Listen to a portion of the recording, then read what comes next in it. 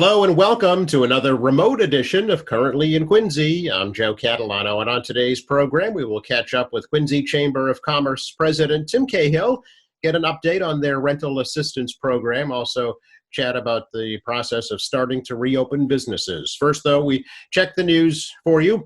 Currently in Quincy, there are 995 confirmed coronavirus cases in the city.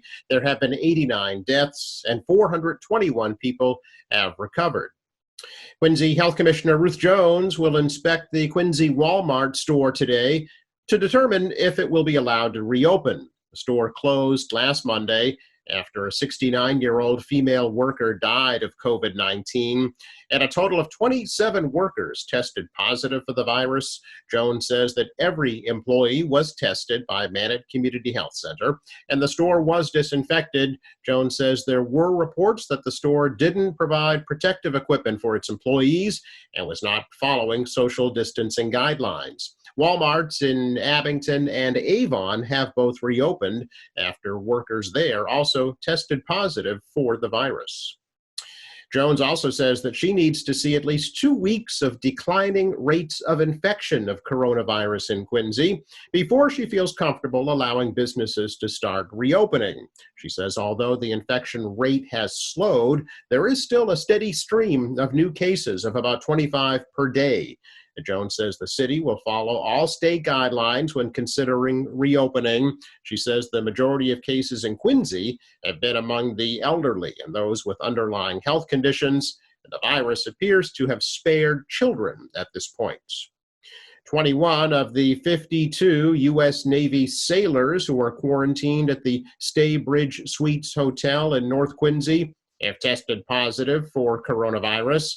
Those sailors are stationed on board a vessel docked at the Charlestown Navy Yard in Boston, and they've been quarantined at the hotel, which is not open to the public. Quincy City Council President Nina Liang is urging all Quincy residents to abide by the new mandates when it comes to wearing face coverings in public. Liang says those rules are designed to protect you and everyone around you. For those who, are going into other stores that are open right now and see things that just, like you and I were talking earlier about people walking down the wrong aisles, and if people aren't following proper protocols, the health commissioner did encourage residents to, when they do see these things, to contact the health commission right away. And their number, I'll say it here, and I know it's on the city's website as well. It's 617-376-1272. And again, folks, we encourage people to call that number if they do start seeing some things where they're not following proper procedure, proper protocols. Starting tomorrow, the state is going to mandate that, folks have to wear masks when they're out and about, when they cannot social distance. So, we were asking some questions, trying to just get some clarification around, some one-off scenarios, and absolutely do you need to wear it 100% of the time? And one of the scenarios that was thrown out there was, if you're out for a run, you're by yourself and you're not surrounding other people, do you need to wear it? And in that instance, no, because there's no one around you. The City Council is set to meet again on May 18th and is expected to hear a budget presentation from Mayor Thomas Koch. The council may meet in person at City Hall next Monday if proper social distancing guidelines can be met. Well, Quincy Public School students are being asked to write about their experiences during the coronavirus pandemic for the chance to win some cash prizes. Ward 3 Counselor Ian Kane is hosting a writing competition for all students in grades K through 12. The COVID-19 writing competition is being done in collaboration with the mayor, school superintendent, and the High Point Foundation. Quincy business people and corporations have sponsored the event in order for those cash prizes to be awarded to the winners. There will be first, second, and third place prizes to be awarded to elementary, middle school, and high school students, ranging from $250 to $3,000. Submissions must be fewer than 500 words and are due by May 20th at 5 p.m. by emailing them to info@highpointgp.com. The essays will be judged for originality and creativity, and the winners will be announced on June 5th. Well, baseball legend Mary Pratt of Quincy has died. Pratt died peacefully at the John Scott Nursing Home in Braintree last Wednesday at the age of 101 and was buried the following day at Mount Wollaston Cemetery in Quincy. Pratt played in the All-American Girls Professional Baseball League in the 1940s, went on to become a physical education teacher in the Quincy and Braintree Public Schools and with the Quincy Recreation Department. Pratt was a role model for female athletes. She was a 1936 graduate of North Quincy High School and from Sargent College in Boston in 1940, where she had a degree in physical education. She's been inducted into the New England Sports Museum, Boston University Hall of Fame, and the Boston Garden Hall of Fame. Well, coming up, we have a chat with Quincy Chamber of Commerce President Tim Cahill about help that is available for Quincy businesses and employees. That's next.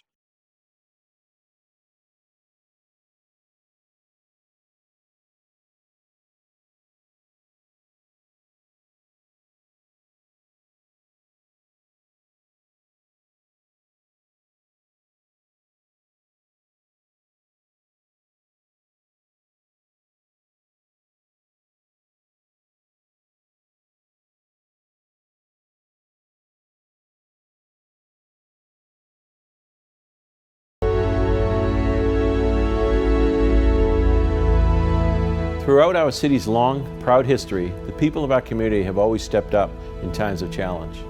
The public health crisis we're facing together today is no different. I can't tell you how many people over the last several weeks have called with a very simple question: how can I help? I'm so heartened by this deep sense of community. That's why we're launching the Quincy Relief Fund to help support our friends and neighbors in Quincy hardest hit by this crisis. All monies raised by this effort will go directly to individuals and organizations in the most need during this difficult time. The program will be administered by the Quincy Foundation, a registered 501c3 nonprofit corporation with a mission under normal circumstances to provide charitable contributions and put on the Flag Day Parade and our local Christmas festival activities. Please go to thequincyrelieffund.com to find out more and donate. My friends, our community is strong. Our commitment to each other is strong. We will get through this together, and any support you can give our neighbors right now will go a long way. Let us keep in mind those that have been affected in your prayers. May God bless you, and stay safe.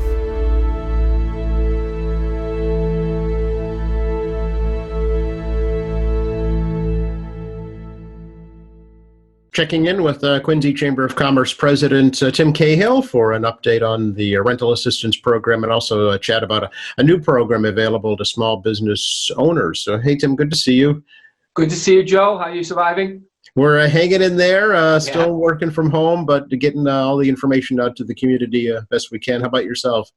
Same here. I'm actually in the office, but working alone, not from home, but alone. So still got a great view of the city, although it's quiet. It's very quiet. I'm hopeful, and we're pushing hard to see if we can get this economy opened up as soon as possible because, our businesses are really suffering, really suffering. And the people who work for those businesses are suffering twofold.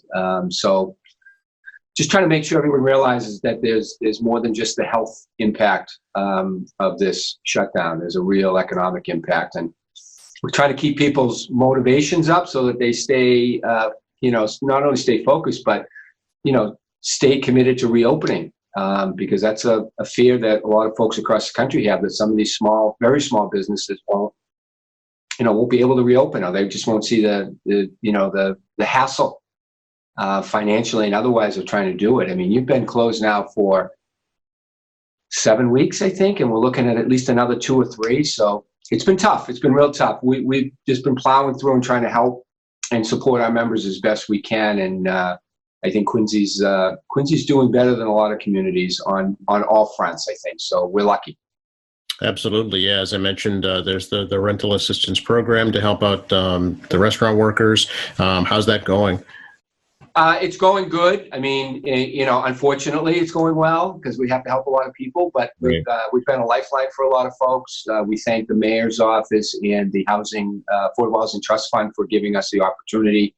We're now all into May's rent. We did a lot of April. We've got over close to 600 applications since we opened on April 2nd. So in a month's time, we've really kicked it into high gear.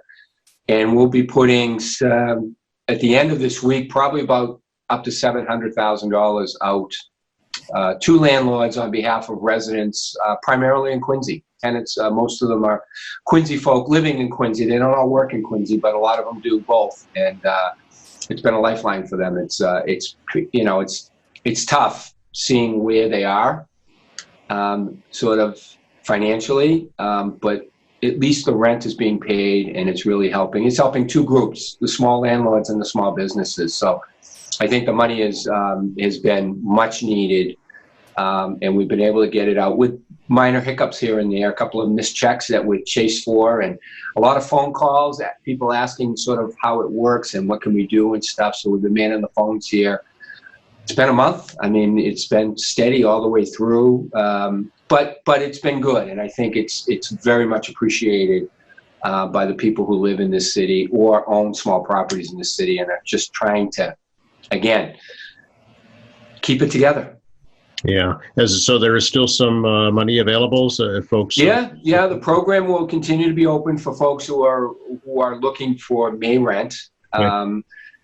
And some folks will be getting May and April, the ones who got April. And there's a possibility we might still be here in June, Right. even though we hope the economy will be open by then, or at least partially open. We know that in the restaurant business, that's probably going to be the toughest piece of this reopening, the most complicated piece, because that's where social distancing rules kind of fall apart. You can't eat with a mask on. I mean, and I think psychologically, people are going to be probably most concerned about going back to a restaurant. They'll go back to, they've been going to the supermarkets, they've been going to the hardware stores, they've been going to Walmart. Those places, the small retailers, I think will pick up. They'll go back to City Hall with proper spacing. All those things I think you can do. Restaurants are a little tough. What we're starting to look at internally, and we're talking to some folks, is maybe getting some of these outdoor spaces up first, because I think people will feel more comfortable being outdoors, even with the spacing than they would be indoors. So those folks who have outdoor spaces, we're talking to them about and talking to the government about maybe we can jumpstart those folks and bring a little life to the streets. Yeah. I mean, it's frustrating, and you look out and you just don't see any activity. It's and we need to get people back out on the sidewalks too. Not just for afternoon walks, but just out on the sidewalk. So we're working on all different areas, and this is giving me a real good look into the hospitality industry, the restaurants, the hotels, how to get them back, because they were almost the first to shut down. They'll be probably the last to be able to open, and then open in some sense where they can make a profit. Because if you can only use 50% of your space and you're paying for 100% of your space, it can be hard to make a profit. Right. It'd be hard to make anything, Pretty slim margin. And the restaurants, they have a slim margin to begin with, so they're struggling with that. But we'll be there for them. The city will be there for them, and we'll just try to make the rules manageable. And the other part of it is we will just try to let people know, if you're not comfortable going out to a restaurant, don't go. Don't go. If you're not comfortable, don't go, because you're not only is your experience not going to be good, but you may impact other people's experience that might be better, that are comfortable with it. Because some people are very comfortable being out, and some people are really skittish. And depending on your age and your health, you should be. That's right. Very careful. So those are things we're looking at.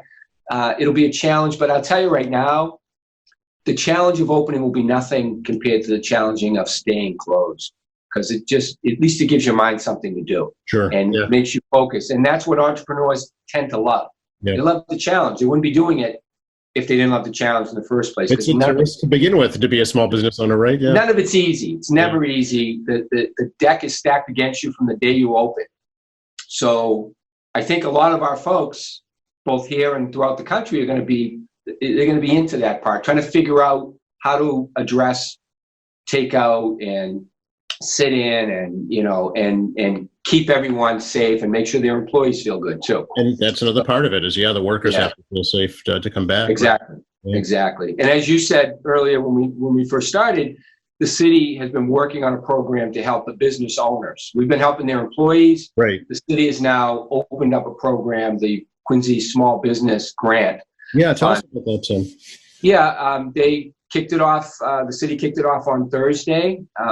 My earliest take on this as of yesterday is they've got over 400 applications already in. Wow. Okay. So people have been really gobbling up the opportunity to jump into this and get some help, because I've had calls from business owners saying, I need money for rent too.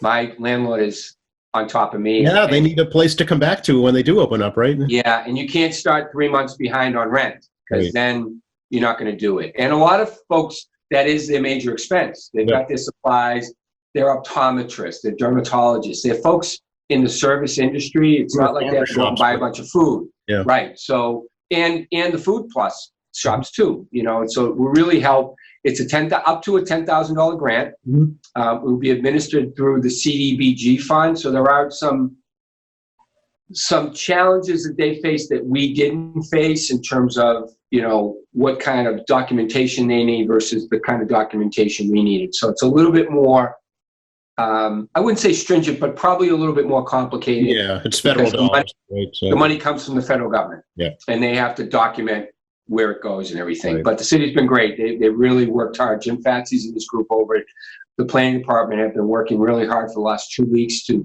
pull this together. And based on the initial response, obviously it's needed. The question is, how much can you get out? Right now, initially, it's a $2 million fund. Right. And if everyone was to say everyone was maxed out at 10,000, then you'd be helping 200 businesses, which is good. But we've got 3,000 businesses in Quincy. Do we really, Tim? Yeah, 3,000. Now, not all of them would qualify, because we're looking at businesses. You have to have no more than 20 employees and no more than $1 million in revenue. Yeah. So we're going for the cities focusing on the smallest of the small. Yeah, the mom and pops, right? Yeah. So that might narrow it down to 2,000. Okay. I don't know what that number is, but I know in the chamber, 80% of our members are under 20 employees. Okay. So that just gives you a sense of where it's going to go. You have over 500 members in the chamber, right? So Correct. So this wouldn't even satisfy all of our chamber members. So, but the way the city's looking at it, and I think it's really smart, is it's not first come, first serve. Right. They're not going to open up the deliberation process until May 15th. So you have till May 15th to fill it out. You can go on the city's website at quincyma.gov. You can go on the chamber website. It's right on the top of our website as well, to thequincychamber.com, and you can just fill it out. And like I said, there's been a lot of interest in it, and I think it's going to go. Once they close down the applications, it'll be a challenge to get it through. But I'm expecting that they'll have something ready by beginning of June for people, which may coincide with the reopening of business, which would be great. Be great. And I think there's an opportunity. Or to the landlords. Who do the grants get dispersed to? Good question. I don't know the answer to that. In our case, it went to the landlords, right. So I'm not really sure. Okay. It could go to the business though. Okay. And be almost like the payroll protection plan. It goes to the business, but there are certain descriptions of what you can spend it on. Yep. Rent would definitely be one of them, which is the PPP. Payroll could be part of it. Yep. It's not going to go real far at 10,000, but if you're a 1 or 2 person shop, it's a lifeline. Absolutely. It's a real lifeline. Yeah. So that will be determined as we go. And the mayor's fairly confident that if they hit the $2 million limit, they might be able to pull in some more money through federal grants. So the city has really had our backs. And I was just talking to the mayor just today about, continuing to push the governor's office to get open. And I think everyone's starting to really think hard about what we can open, how we can open, and when we can open it. And the sooner the better. And that goes for the city, parks and churches and funeral homes. I mean, it's all types of businesses, for profit, not for profit. Getting people back to work is important for all of these retail businesses, because if there isn't any foot traffic, if people aren't out on the streets, they're not stopping to get a coffee or a muffin or, getting their laundry done or anything like that. Yeah. And we've got a lot of empty storefronts that before we closed down were empty because the buildings had just come online. Yes. And we got to rent them out. So it'll be a real challenge. I'm confident though by the fall. This won't be a memory. It'll still be in front of us, but it will be more behind us than it is right now. It's always most difficult when you go through these financial crises on top of a health crisis when you're in the middle of it. Yeah. People are dealing with sick relatives, with death, Right. and their financial well-being, which we don't want to lead to health problems. Right, because the stress And then- can certainly do that. Yeah. Oh yeah. Yeah. When you live, I lived through 2008. I remember 9/11, but I also go back to the 70s when we had 20% interest rates and 11% unemployment. I graduated college in 1980 and, unemployment was at 10% back then. Right. And I opened up a business because I couldn't find a job. Right. Yeah. So, those are the things that you'll be forced to do things you weren't really thinking about doing if you're a young college graduate or someone who got let go from one position. But you never know. Some of the big companies are the biggest names in the industry today are companies that were created after 9/11 during the banking crisis of 2008. And I think we'll look back on this and say it was brutally tough and we lost a lot of good people, but a lot of some good things came out of it and some opportunities came out that we weren't expecting. And we're seeing that. We're seeing businesses shift their focus from what they made to what they need to make. We have a show program on Friday morning called The Morning Brew on the Chamber Zoom cast or whatever you call it. And we got Bob Coughlin coming in to talk about what mass bio companies, pharma companies are doing to try to get us a vaccine. Oh, all right. Because the vaccine will be a game changer. Oh, sure. Yeah. It'll allow us to discard the masks and the gloves and the distancing and stuff. And they're talking about maybe getting something on the table that could be used in 2020 or maybe, if not late 2020, early 2021. So I'm excited to hear what Bob has to say and get some insight on what Massachusetts biotech businesses are doing. It's interesting, Joe, because I like to remind people that we wouldn't have this rent support fund if it weren't for the developers who are building in Quincy and putting money into the Affordable Housing Trust Fund that allows us to sort of recycle it back. And there's a lot of criticism about big developers and all those buildings being built, but there's a good side to it. Jobs, number one, but also these kind of funds. It's the same thing with pharma. Big pharma gets, they get roasted almost every day on the national news, and people, complain about drug prices and stuff. But I think America is on the cutting edge of really solving this problem, not just mitigating it, but solving it. And wouldn't it be something if one of our own companies here in Massachusetts are the ones that develop the vaccine? Yes, it would indeed. Yeah. I know, of course, right there at the Chamber, you have your own business incubation center. Be interesting to see what comes out of that after this, Yeah. And it's an interesting story. When we were developing the website and the program to do the rental program, we didn't have any infrastructure. We didn't know. We'd never done anything like this before. So we had no return. So we had our staff working on it. And I reached out to one of our tenants upstairs who's really good with computers and software, and he helped us design it. So it's not his business. He's in the software business, recruitment business, but Sully Malik is, he lives here in Quincy. He's been one of our first tenants. He was a tenant from the old place over on Old Colony, and he was instrumental in helping us get this thing up in 3 or 4 days. Wow. So there you go. I mean, that's, like I said, you find opportunities where you least expect them sometimes. And I think people have really stepped up and in ways that you wouldn't have expected, despite all the negativity out there in the media. I think there's so much more positive we can take out of this crisis than, even though it can be frustrating at times, there's far more positives. And we'll see those positive outcomes down the road as we reopen, as we, flatten the curve, as we get a little more comfortable being out. And I was just talking to the mayor recently, and I'm gonna, I'm not gonna go the rest of my life not shaking people's hands. Right. It's just not natural, and I think we have to go back to that. Now we'll have to have a vaccine for that, but I think we will. I know we will. Yeah, the mayor's pushing really hard to get golf courses up and running very soon. Yeah, I mean, well, yeah. I don't understand to this day why they were forced to close. Yeah, I can understand, clubhouses being closed, but courses, I mean, you're far more than 6 feet apart. We've got 3 of them in Quincy, and Right. it's not, I understand with some folks, especially in government, it's hard to qualify it as essential Yeah, versus non-essential, which I think has been one of the mistakes made by government at this point. It should be more safe versus unsafe. If something is unsafe, like I said, a restaurant right now, we haven't quite figured out all the details. right. So right now, it's probably not, you couldn't just open a restaurant tomorrow, especially one that's very dense. Right. But a golf course, we have 3 in Quincy. Mhm. And it's not only for the for the golfers, obviously. It's not for the owners of the golf course. It's for all the employees.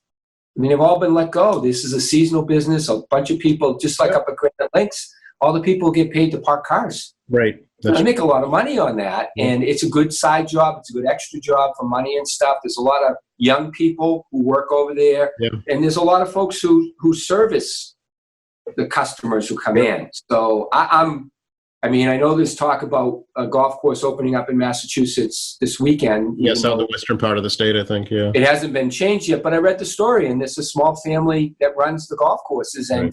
their customers are having to go to Connecticut to golf, and that's crazy. Yeah. I mean, if all the states around, I think 47 states in America allow golfing, and I don't know why we don't. And that shouldn't have to wait till May 18th, Right. because again, we know how safe it can be, and the golfing companies have it all lined up and ready to go. Yeah.